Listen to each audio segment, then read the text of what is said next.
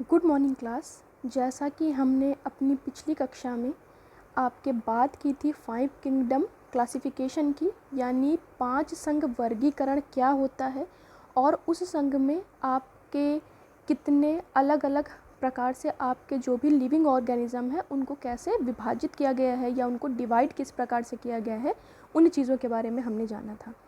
जैसे कि हमें पता था कि 5 किंगडम क्लासिफिकेशन में सबसे पहला हमारा जो आपका किंगडम था या कह सकते हैं जो आपका संघ था वो आपका था मोनेरा, देन प्रोटेस्टा था, फिर आपका फंजाई था, देन आपका प्लांटी एंड लास्ट वन आपका एनिमलिया था। तो हमने सबके बारे में एक एक कर बात की थी। तो सबसे पहले आपका जो किंगडम था मोनेरा, जिसमें हमने बात की थी कि आपके प्रोकैरियोटिक ऑर्गेनिजम्स आते हैं, जिसमें हमने बात की थी प्रोकैरियोटिक यूनिसेलुलर होते थे, यानी आपके प्रोकैरियोटिक भी हैं प्लस एक कोशिकीय जीव हैं, जिसमें हमने बात की थी बैक्टीरिया की। तो फर्स्ट यूनिट में हम जो भी ये सारे किंगडम पढ़ रहे हैं तो उनके विषय में आपको हर एक का स्ट्रक्चर देन उनका रिप्रोडक्शन भी जानना ज़रूरी है, क्योंकि ये आपके सिलेबस में है। तो सबसे पहले आज हम बात कर रहे हैं मोनेरा किंगडम में आने वाले ऑर्गेनिज्म आपके बैक्टीरिया की, यानी उसका स्ट्रक्चर क्या है। फर्स्टली यानी जो आपका बैक्टीरिया है वो किन किन चीज़ों से मिलकर बना हुआ है, आज हम उसकी बात करेंगे। तो सबसे पहले स्टार्ट करते हैं स्ट्रक्चर ऑफ बैक्टीरिया, यानी आपका उसकी संरचना किस प्रकार से है बैक्टीरिया की। तो सबसे पहले हमें पता है कि बैक्टीरिया बहुत देखने में बहुत ही स्मॉलर होता है, आप उसे न्यूट आइज से नहीं देख सकते, जब तक आप माइक्रोस्कोप का यूज़ नहीं करते आप बैक्टीरिया को नहीं देख सकते। तो कह सकते हैं वो बहुत स्मॉलर है और उसका स्ट्रक्चर भी कैसा है, बहुत ही सिंपल है, क्योंकि एक प्रोकैरियोटिक सेल है तो हम कह सकते हैं कि उसका स्ट्रक्चर भी बहुत सिंपल है, यानी जैसे एक प्रोकैरियोटिक सेल्स होती हैं उसी प्रकार से इसका स्ट्रक्चर भी है।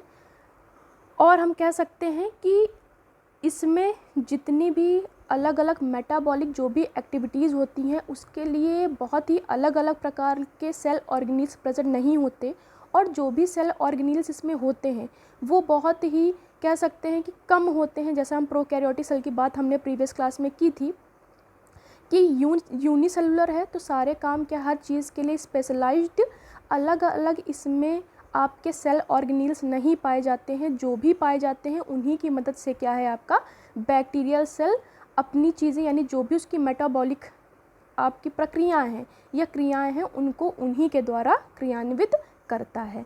कह सकते हैं कि इसका स्ट्रक्चर बहुत ही सिंपल है, इसलिए क्या कर सकता है अपने आप को बहुत ही रैपिडली डिवाइड कर सकता है और ये एनवायरनमेंट में हर जगह आप पाए जाते हैं।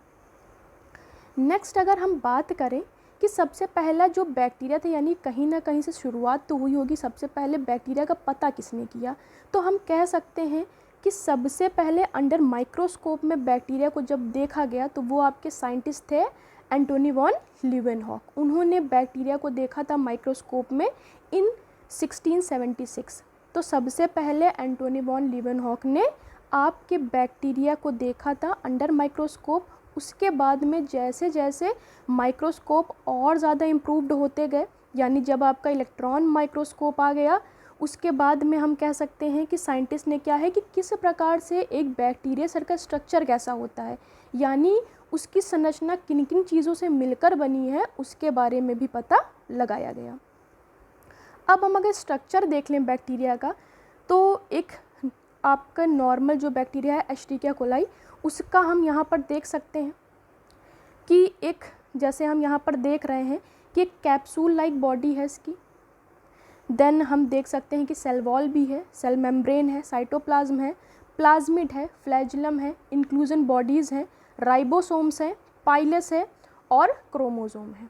तो सबसे पहले हम बात करते हैं कैप्सूल की, यानी बैक्टीरिया में जो कैप्सूल पाया जाता है तो उसका रोल क्या होता है। जैसे हमें पता है कि बैक्टीरिया क्या है, आपके डिफरेंट टाइप ऑफ डिजीज़ को भी कॉज करता है।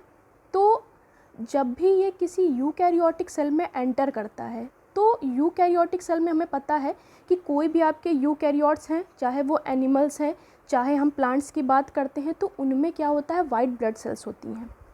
वाइट ब्लड सेल्स क्या है, एक बैक्टीरिया को एज अ एंटीजन एक्सेप्ट करती हैं और उसके खिलाफ क्या है एंटीबॉडीज़ का प्रोडक्शन करने लगती हैं। तो उन एंटीबॉडीज़ से आपके बैक्टीरियल सेल डाइजेस्ट ना हो जाए या इंजेस्ट ना हो जाए, उसके लिए कैप्सूल बॉडी बैक्टीरिया की हेल्प करता है। यानी किसी भी प्रकार का अगर कोई भी एंटीबॉडी का इस पर असर जल्दी नहीं हो पाता, यानी एक तरह से बैक्टीरिया की प्रोटेक्शन का काम आपके कैप्सूल करता है। नेक्स्ट अगर बात करें हम सेल वॉल की, तो सेल वॉल जैसे हमें पता है, जब हमने पढ़ा है प्रोकैरियोटिक यूकैरियोटिक सेल हम पढ़ रहे थे, और यूकैरियोटिक में भी जब हमने बात की थी आपके एनिमल सेल की और प्लांट सेल की, तो हमें पता था कि प्लांट सेल में केवल सेल वॉल पाई जा रही थी, आपके एनिमल सेल में सेल वॉल नहीं पाई जाती। लेकिन बैक्टीरिया सेल में क्या है, सेल वॉल प्रेजेंट होती है, और ये सेल वॉल पेप्टिडोग्लाइकन की बनी होती है। पेप्टिडोग्लाइकन क्यों कह रहे हैं, क्योंकि इसमें आपके पॉलीसैकेराइड कह सकते हैं और प्लस प्रोटीन से मिलकर इसकी आपकी सेल वॉल बनी होती है। नेक्स्ट अगर बात करें सेल मेम्ब्रेन, जैसे सेल मेम्ब्रेन आपकी कोई भी कोशिका होती है या सेल होगी, सब में क्या है, सेल मेम्ब्रेन प्रेजेंट होती है, या हम कह सकते हैं प्लाज्मा मेम्ब्रेन होती है।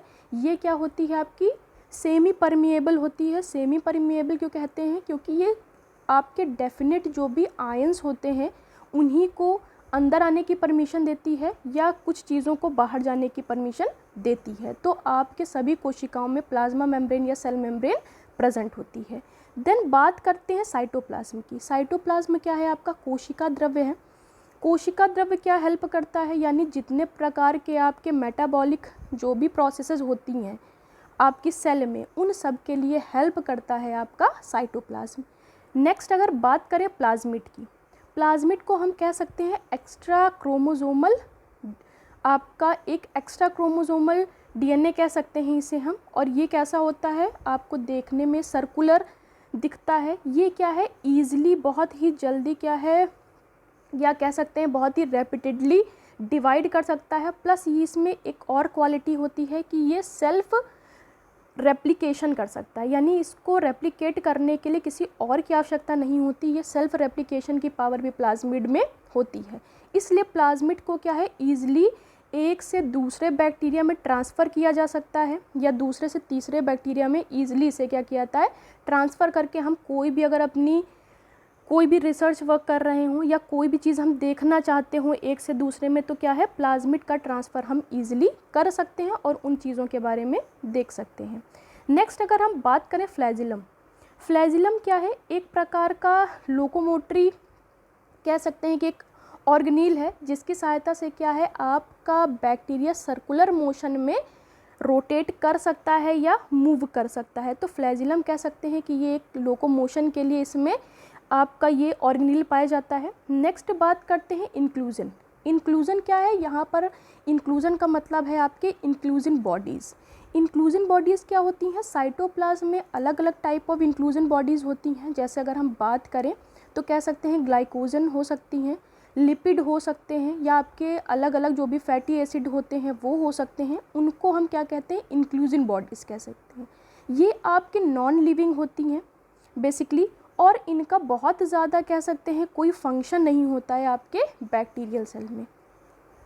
देन अगर बात करते हैं राइबोसोम्स की, तो हमें पता होना चाहिए कि बैक्टीरियल सेल में हमें 70S टाइप राइबोसोम पाया जाता है, यानी स्मॉलर यूनिट यहाँ पे 30S होगी कह सकते हैं, और आपकी लार्जर यूनिट आपकी कितनी होगी, आपकी कह सकते हैं कि स्मॉलर और लार्जर यूनिट बना मिलकर 70S टाइप ऑफ यहाँ पर आपके राइबोसोम प्रेजेंट होता है बैक्टीरियल सेल में। अलग अलग आपकी जो भी सेल्स होती है उसमें राइबोसोम भी क्या होता है, डिफरेंट टाइप का होता है। फिर बात करते हैं आपके पाइलस की। पाइलस कह सकते हैं या इसे फिम्ब्री कह सकते हैं। पूरी बैक्टीरियल सेल में आपको एक कह सकते हैं कि रेशेदार या रोए जैसे पूरी बैक्टीरियल सेल में होते हैं। ये बहुत ही पास या घने होते हैं और बहुत ही हेयर लाइक स्ट्रक्चर आपको दिखाई देते हैं। और ये हेयर लाइक स्ट्रक्चर क्या है, जिस भी सरफेस से आपका अटैच होता है बैक्टीरिया, उस सरफेस से अटैच होने के लिए आपके पिलाई या फिम्ब्री क्या है, हेल्प करते हैं बेसिकली। देन बात करते हैं क्रोमोसोम। जैसे हमने लिपिड की बात की, वो तो एक एक्स्ट्रा क्रोमोसोमल पार्ट है आपके बैक्टीरिया सेल का, लेकिन क्रोमोसोम भी पाए जाते हैं। क्रोमोसोम क्या है आपका, कह सकते हैं क्रोमोसोम यहाँ पर डीएनए है बेसिकली। तो यहाँ पर और हम क्रोमोसोम आपका डीएनए है और कह सकते हैं ये एक लॉन्ग थ्रेड लाइक स्ट्रक्चर होता है। किसी किसी बैक्टीरिया सेल में देख सकते हैं तो सिंगल थ्रेड लाइक स्ट्रक्चर भी हो सकता है और कहीं पर आप कॉइल्ड भी देख सकते हैं।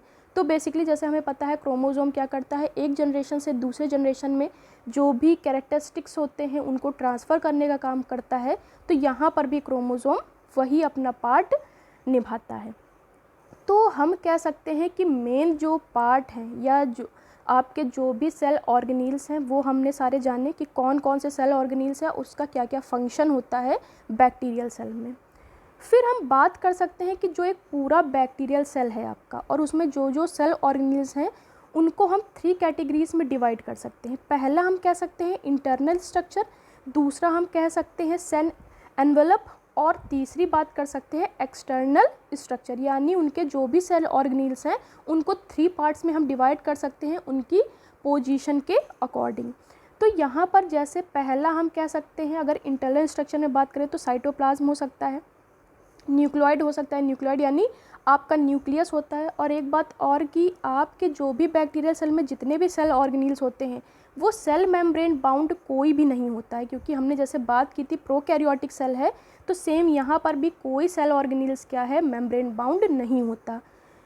तो यहाँ पर आपका बैक्टीरियल क्रोमोसोम भी हो सकता है, प्लाज्मिड, राइबोसोम और स्टोरेज ग्रैन्यूल्स। तो ये सारे हमारे इंटरनल स्ट्रक्चर में आ सकते हैं। अगर सेल एनवेलप की बात करें तो सेल मेम्ब्रेन हो गई, पेप्टिडोग्लाइकन जिससे बनी है आपकी सेल वॉल हो गई, आउटर लिपिड मेम्ब्रेन हो सकती है जो आपकी केवल पाई जाती है ग्राम नेगेटिव सेल्स में, क्योंकि आपके बैक्टीरिया भी क्या होते हैं, 2 टाइप के होते हैं, ग्राम पॉजिटिव और एक ग्राम नेगेटिव। एक्सटर्नल स्ट्रक्चर की अगर बात करें तो कह सकते हैं फ्लैजिला, या आपके एक सिंगल होता है तो फ्लैजिलम कहते हैं, अगर प्लूरल है तो हम कह सकते हैं उसे फ्लैजिला। फिम्ब्री है, सेक्स पाइलस है और ग्लाइकोकैलिक्स है। ये सारे हमारे इंटरनल स्ट्रक्चर में आते हैं बैक्टीरियल सेल के। तो आज हमने बात की कि आपके बैक्टीरियल सेल में कौन कौन से आपके सेल ऑर्गेनील्स हैं और उनके फंक्शन क्या क्या हैं। नेक्स्ट क्लास में हम बात करेंगे उसके रिप्रोडक्शन के बारे में। Thank you class.